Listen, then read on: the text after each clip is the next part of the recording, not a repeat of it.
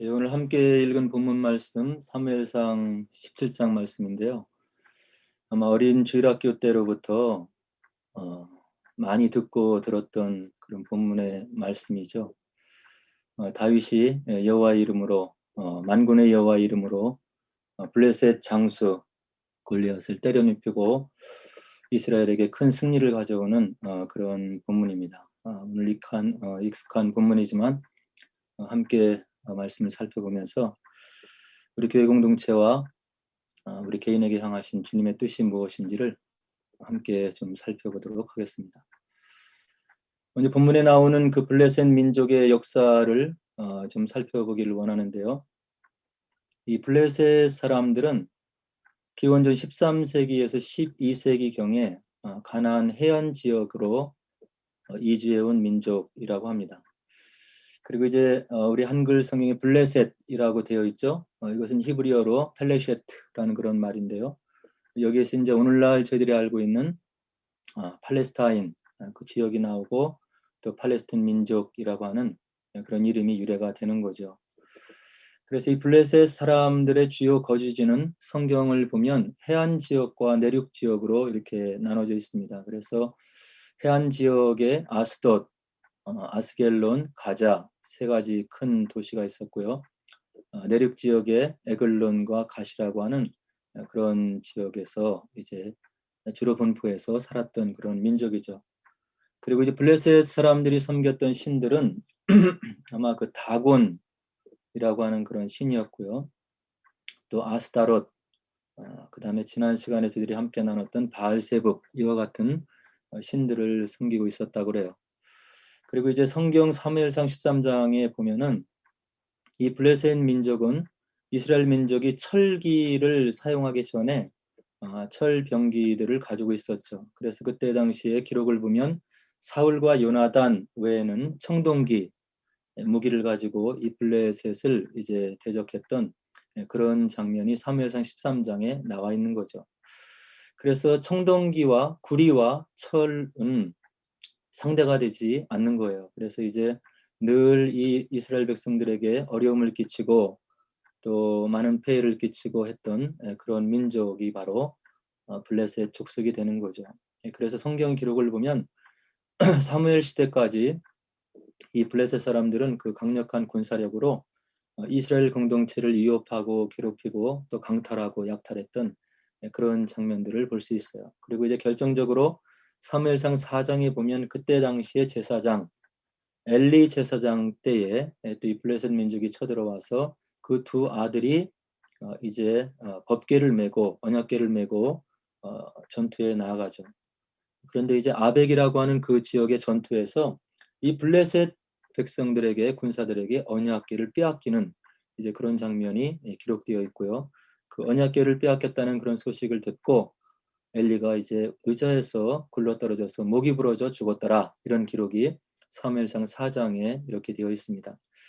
그래서 이 블레셋 족속이 결국에는 초기 이스라엘에게 큰 위협이 되었고 이제 강력한 주변의 나라들과 같이 왕정의 통치를 요구하는 그 이스라엘 백성들의 요구가 이제 있게 되는 거죠. 그래서 이스라엘 왕국 시대가 시작되는 계기를 가져다 주었던 이방 민족이다 이렇게 이제 보고 있어요. 그래서 우리도 다른 주변의 나라들과 같이 왕을 주셔서 이제 우리가 강력한 통치 체제 하에 이 주변의 나라들을 좀 대적해 나갔으면 좋겠습니다. 이렇게 이제 백성들이 몰려들어서 사무엘에게 요청을 하죠. 거기에 대한 하나님의 대답은 그들이 너를 버림이 아니고 나를 버린 것이다. 이런 대답으로 이제 우리 하나님께서 답변해 주시는 것을 사무엘상에서 이제 볼 수가 있어요. 그리고 이제 초대 왕, 이 사울 왕은 사무엘상 31장에 보니까 길보아 산이라고 하는 곳에서 이 블레셋과의 전투에서 이제 죽게 돼요. 사울도 죽고 사울의 아들 요나단도 죽게 되는 거죠. 그리고 나서 이제 지난주에 기름 부음을 받았던 다윗 왕이 두 번째 왕으로 등극을 하게 되죠. 그래서 이 다윗 왕은 강력한 군사력으로 이 블레셋 족속, 지금까지 이스라엘 백성들을 어렵게 했던 이 블레셋 사람들에게 치명적인 타격을 이제 군사적으로 주게 됩니다. 사무엘상 5장에 보면 이 다윗 왕이 블레셋을 쫓아가서 군사들을 멸절시키는데요. 기록에 보면 게셀까지 몰아내 버렸더라 이렇게 기록되어 있어요. 그 이후에 곱과 가드라고 하는 곳에서 다윗 왕이 커다란 승리를 거두고 이 블레셋 족속을 복속시키는 그런 일들을 이제 하게 되죠. 그리고 이와 같은 일들을 다윗 왕과 함께 이루어낸 그런 사람들을 사무엘하 21장과 23장에 보면 다윗의 용사들이었더라 이렇게 이야기를 해주고 있어요. 다윗 왕이 위대하지만 다윗 왕이 이 모든 일을 할 수가 없었던 거죠. 그래서 다윗의 주변에 보면 충성스러운 신하들이 늘 있었어요. 목숨을 두려워하지 않고 다윗 왕을 섬기고 위로해주고 그 다음에 그를 위해서 싸워줬던 충직한 용사들이 있었다고 하는 이야기죠. 그래서 우리 교회 공동체도 이런 모습으로 이제 만들어져 가야 되는 거죠. 우리의 주인 되시고 우리의 구주 되신 주님을 중심으로 우리 모두가 충직한 용사들이 되어서 주님께서 원하시는 것이 무엇인지를 기도 가운데 생각해서 우리가 하나님을 사랑하는 마음으로 함께 일을 도모해야 다윗 왕과 같이 큰 일을 이루는 그런 공동체가 될 수 있다. 이렇게 유비적으로 생각을 해볼 수가 있을 것 같아요. 그 다음에 이제 솔로몬 왕 세 번째 왕의 기록을 보면 이 블레셋과의 분쟁이 이제 없었던 것 같이 그렇게 느껴지는 성경의 기록들을 우리가 볼 수 있죠. 다시 말해서 다윗 왕이 이미 솔로몬 왕, 아들 왕을 위해서 평탄대로로 모든 어려움들을 다 감당하고 놓아놓은 그런 아버지 손대 다윗 왕의 치적을 우리가 볼 수 있는 거죠. 그래서 저희들도 마찬가지예요. 우리 교회를 보면 여러 가지 해야 될 일이 있는데 우리가 주어진 사명들을 감당하고 우리가 좀 수고하면 우리 뒷대에 오는 우리의 후손들이 안정적으로 우리 교회를 중심으로 또 주어진 사명들을 감당할 수 있다 하는 그런 성경적인 가르침을 우리가 또 생각해 볼 수가 있는 것입니다. 그래서 이제 이 블레셋 족속은 기원전 604년에 이제 바벨론 왕 느부갓네살 왕이죠. 북남 유다를 멸망시켰던 느부갓네살 왕에 의해서 정복을 당하게 되고 이 블레셋 사람들이 이제 타국으로 강제 이주시킴을 받고 당하고 이제 블레셋의 역사가 이제 끝이 나는 거죠. 그래서 이제 성경을 토대로 해서 우리가 지도를 좀 잠깐 보면 이게 에클론이라고 되어 있죠. 에글론이고요. 성경에 가시고 내륙 지방에 있는 블레셋의 주요 도시죠. 그다음에 해변가에 아시돗, 아슈겔론, 가자 이런 지역이에요. 그래서 이 블레셋 족속의 후손들이 지금도 팔레스타인으로 이제 있는데요. 이들이 열방으로 흩어졌다가 다시 여기에 남아있던 사람들이 모여서 이만큼 이제 점령지를 이루고 생활을 하고 있었죠. 그래서 이제 2차 세계대전 이후로 이스라엘 백성들이 2000년 동안 세계 각처를 떠돌고 흩어지다가 그들이 다시금 성경 말씀대로 이제 회복을 하게 되는데요. 그들이 이스라엘 지역, 예루살렘 지역으로 다시금 돌아와서 나라를 세우게 되죠.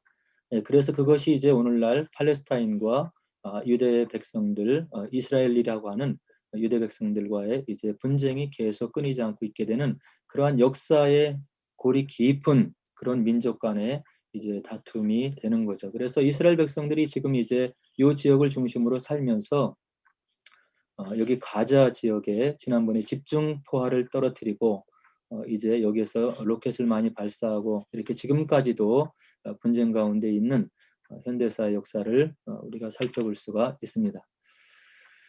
이제 이런 배경을 토대로 해서 오늘 본문 말씀을 보면 32절에 이제 보면은 블레셋 장수 골리앗으로 인해서 두려움에 떨고 있는 사울 왕과 이스라엘 군대의 모습을 우리가 볼 수 있어요. 근데 다윗이 그곳에 다가가서 32절에서 뭐라고 얘기를 하냐면 다윗이 사울에게 골리앗으로 인해서 낙담하지 말 것을 담대하게 이야기하는 그런 다윗의 모습을 볼 수가 있어요.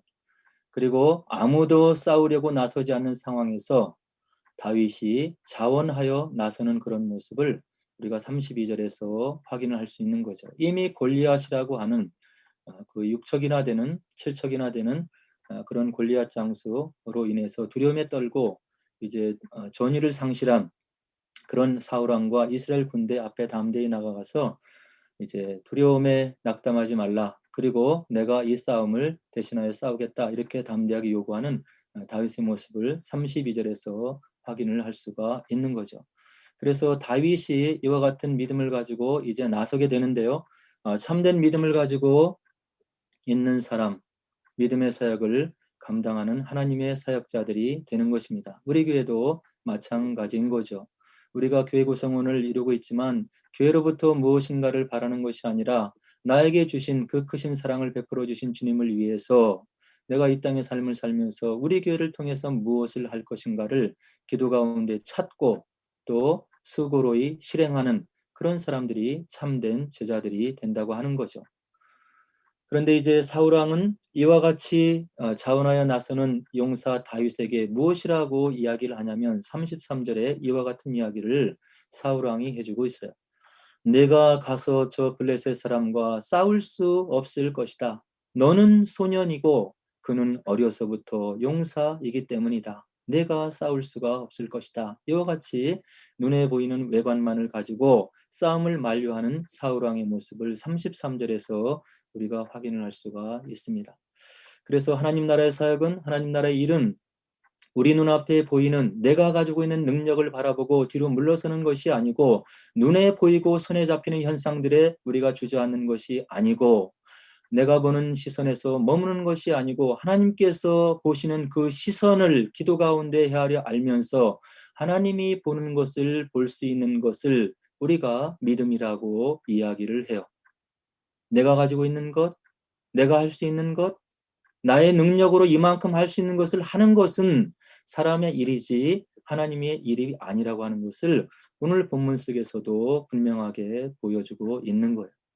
어떻게 다윗이 그 거대한 장수 외관으로 볼 때 그렇게 두려운 블레셋을 대적해서 내가 싸우겠노라고 나갈 수가 있겠습니까? 이거는 어불성설인 것이고 이루어질 수 없는 것인데 다윗은 믿음을 갖고 있기 때문에 하나님 백성을 향한 하나님의 군대를 향한 그런 믿음이 있기 때문에 이와 같은 용기 있는 결정을 하고 사울 왕에게 나아가서 이런 믿음의 고백을 하고 싸우겠나라고 고백을 하는 거죠. 그래서 경건학자 찰스 스탠리는 하나님을 신뢰한다는 것은 우리가 볼 수 있는 것을 넘어서서 하나님이 보시는 것을 바라본다는 뜻입니다. 이와 같은 이야기를 해주고 있어요.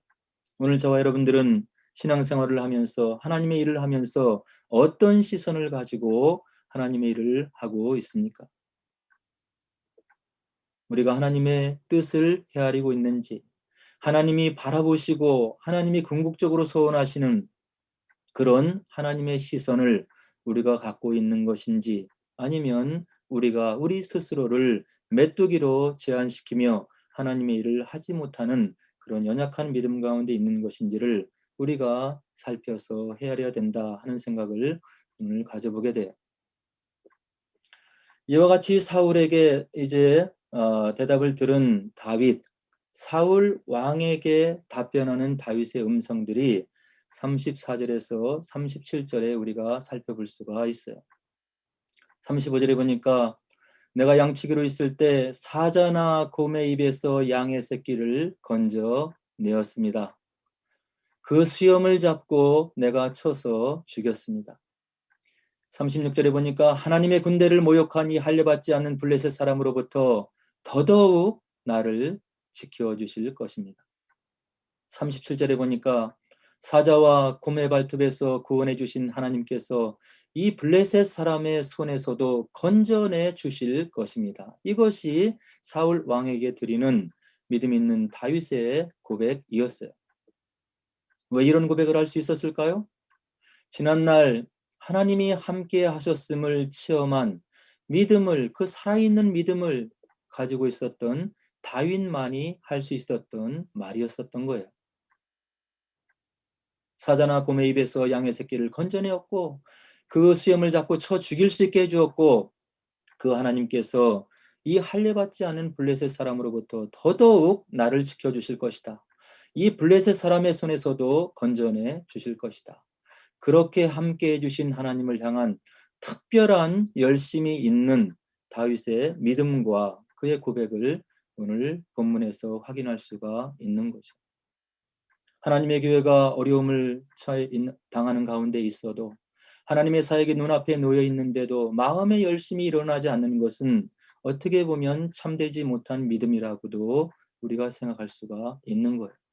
하나님이 맡겨주신 일들을 감당하지 않으려고 하는 것은 참되지 못한 믿음이라고 하는 거죠. 물론 여기에 하나님이 우리 교회에 우리 개인에게 맡겨준 일들이 무엇이냐 하는 것은 각자의 믿음의 분량대로 느끼는 온도차가 다를 수는 있는 거예요. 그것을 존중하며 우리가 의논하며 기도하며 더욱더 마음을 열고 대화를 나누는 가운데 하나님께서 무엇을 원하시는지를 우리가 함께 발을 맞춰 가면 되는 거죠. 민수기 25장 1절로 3절에 보면 하나님의 일을 위해서 열심을 내었던 비느하스에 대한 이야기가 실려져 있어요. 이스라엘 백성들이 이제 출애굽에서 시딤이라고 하는 곳에 이르렀어요. 그곳에서 하나님의 백성들이 출애굽의 은혜를 입었음에도 불구하고 하나님 명령대로 살지 못하고 모압 여인들과 음행을 하고 그들의 신에게 절을 함으로 여호와의 진노가 임하는 장면이 민수기 25장에서 우리가 확인을 할 수 있죠. 그 장을 보면 한 이스라엘 사람이 미디안 여인을 데리고 음행을 저지르는 장면을 보고 제사장의 아론의 손자 엘르아살의 아들 비느하스가 창으로 그들을 찔러 죽임으로 인해서 하나님의 진노였던 연병이 그치게 되었다 하는 장면이 민수기 25장 6절로 8절에 기록되어 있음을 우리가 확인할 수가 있어요. 하나님의 은혜로 출애굽을 했고 하나님의 은혜로 광야에서 지금 삶을 영위하는 그들이 하나님의 명령을 순종하지 않는 그들이 하나님의 명령을 떠나서 하나님의 뜻을 거슬려서 모압 여인과 음행하고 그들의 육신의 소욕대로 쫓아가는 하나님을 만홀히 여기는 그들에게 연병을 내리셨는데 이 연병 하나님의 진노가 하나님의 열심으로 하나님의 사역을 위해서 하나님의 마음을 가지고 그 하나님의 의분을 바랬던 비느하스의 이 창으로 그들을 찔러 죽이는 그런 장면으로 인해서 하나님의 노가 그치는 장면이 민수기 25장 12절로 13절에 들어있는 것을 우리가 볼 수 있어요.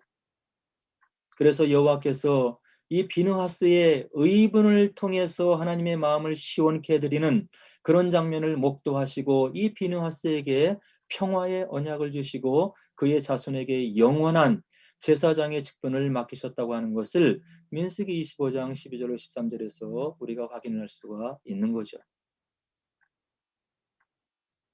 이런 하나님을 향한 믿음의 열심, 믿음의 용사의 행진, 그런 믿음의 선진들의 행진을 우리들의 믿음의 선조들을 통해서 또 확인을 할 수가 있습니다.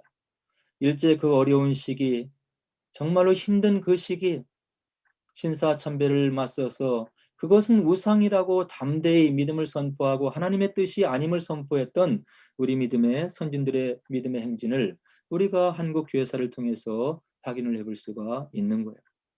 하나님의 말씀과 영원한 하나님의 나라에 대한 확신이 있는 믿음이 있기에 하나님을 위한 의분을 바라고 그분의 뜻을 헤아려서 충성을 다했던 우리 믿음의 선진들의 모습을 우리 한국 교회사 역사에서 불과 80년 전에 이런 일들을 우리가 확인할 수가 있는 거죠.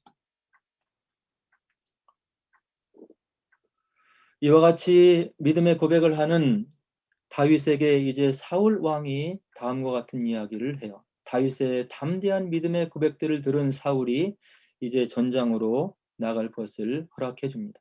37절에 보니까 사울이 다윗에게 이르되 가라 여호와께서 너와 함께 계시기를 원하노라.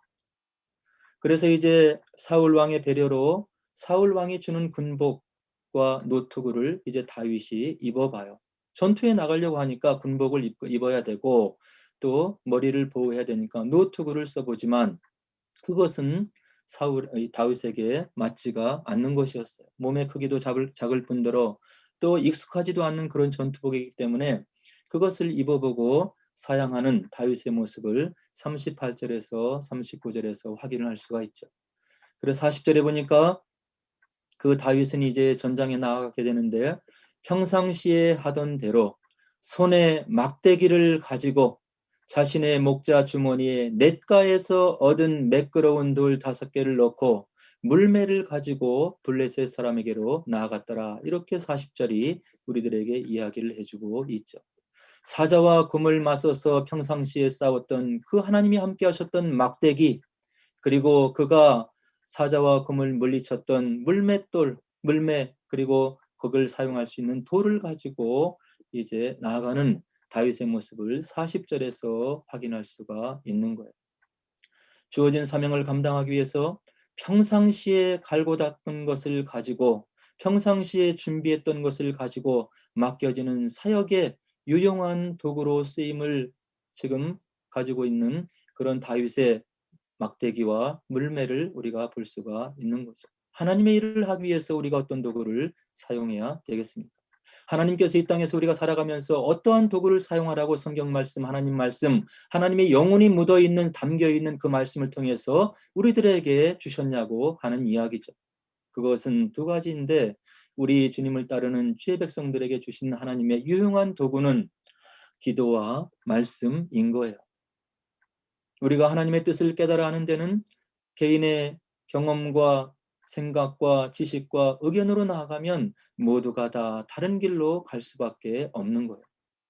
하나님의 일을 위해서, 하나님의 사역을 위해서 우리가 함께 기도하고, 말씀에서 무엇을 원하지는 기도하고, 그리고 우리의 처한 환경을 바라보면서 이 처한 공동체를 놓고 우리가 무엇을 해야, 어떠한 것을 감당해야 우리가 하나님 앞에 충성된 종으로 인정받고 우리의 삶이 유용하게 쓰임받았다고 하는 그런 인정하심을 받을 수 있는 것인지를 판단할 수 있는 유일한 도구는 바로 기도와 말씀이라고 하는 거죠. 기도와 말씀으로 나가는 자리에 사람의 생각이 멈출 수가 있는 거예요. 기도와 생각으로 나가는 자리에, 기도와 말씀으로 나가는 자리에 우리의 경험이 멈출 수가 있는 거예요. 우리에게 주어진 유용한 도구, 정말로 필요한 도구, 하늘나라의 권능을 끌어당겨 쓸 수 있는 그런 유용한 도구인 기도와 말씀의 자리에 저와 여러분들이 서 있기를 주의 이름으로 축원을 드립니다. 이제 이와 같이 나오는 다윗을 보고 이제 골리앗이 해주는 이야기가 있어요. 막대기를 가지고 오는 다윗을 보고 43절에 보니까 골리앗이 보니까 이거 우습기 짝이 없는 거예요. 용사가 나오는지 알았더니 조그만 꼬마가 나오고 있고, 그가 전쟁을 치를 수 있는 장비를 구비하고 나오는지 알았더니 막대기를 가지고 나오는 그 모습을 바라보고 이 골리앗이 비웃고 있는 그런 모습, 겉모습만 바라보고 비웃는 이 골리앗의 모습을 우리가 43절로 44절에서 확인할 수가 있어요. 이 골리앗이 무엇이라고 얘기를 하냐면, 개를 쫓으려고 막대기를 가지고 왔느냐? 내가 개인지 아느냐? 나는 이 블레셋을 대표하는 골리앗이라고 하는 장수인데 내가 싸움의 전장을 하기 위해서 지금 막대기를 개를 쫓으려고 오느냐? 44절에 뭐라고 얘기를 하냐면, 내 살을 공중의 새들과 들짐승들에게 내가 줄 것이다.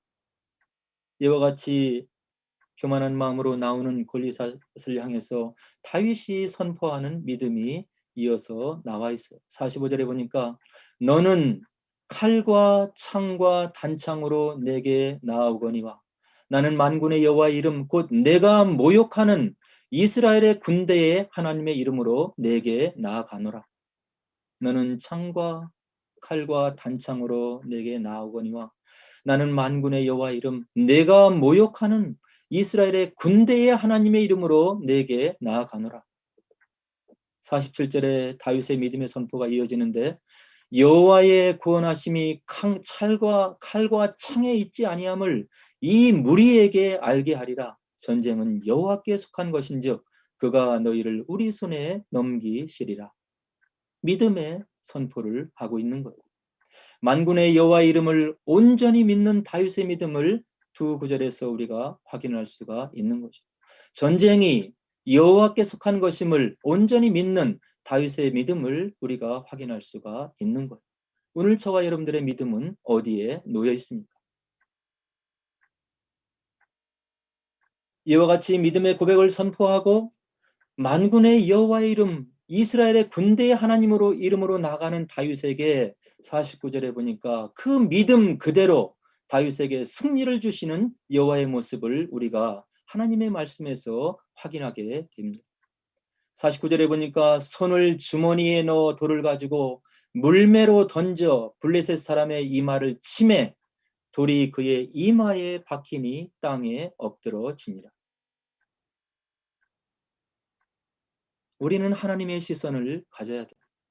우리는 하나님의 믿음을 가지고 있어야 돼.